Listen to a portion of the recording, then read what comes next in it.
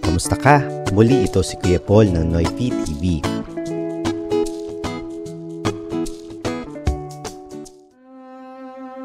Pag-usapan naman natin ngayon ang maikling talambuhay ni Dr. Jose P. Rizal.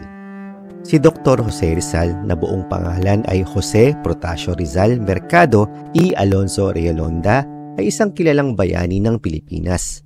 Ipinanganak siya noong June 19, 1861 sa Calamba, Laguna. Bata pa lamang si Rizal, ipinakita na niya ang kanyang kahusayan sa pag-aaral. Nag-aaral siya sa Ateneo Municipal de Manila at sa University of Santo Tomas. Nagpatuloy siya sa kanyang edukasyon sa Europa kung saan niya natapos ang kanyang kurso ng medisina at filosofiya at literatura.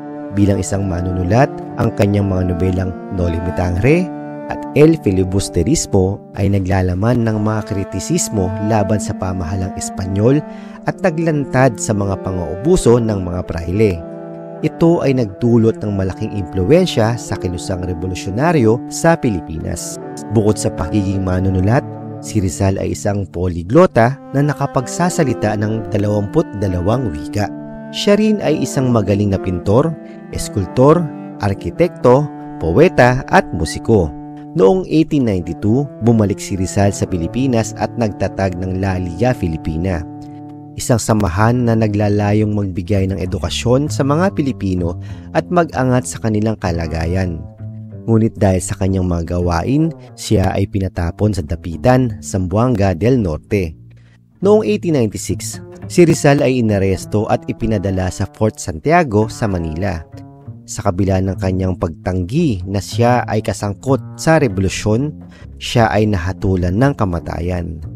Noong December 30, 1896, binaril si Rizal sa Bagong Bayan na ngayon ay kilala bilang Luneta Park. Hanggang ngayon, ang kanyang mga kontribusyon sa kasaysayan at kultura ng Pilipinas ay patuloy na pinararangalan at pinahahalagahan. Ang kanyang talambuhay ay nagbibigay ng inspirasyon sa ating lahat na magpatuloy sa paglaban para sa ating mga karapatan at kalayaan.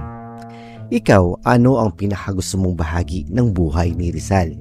Salamat sa iyong pakikinig at muli ito si Kuya Paul ng Noypi TV. Paalam!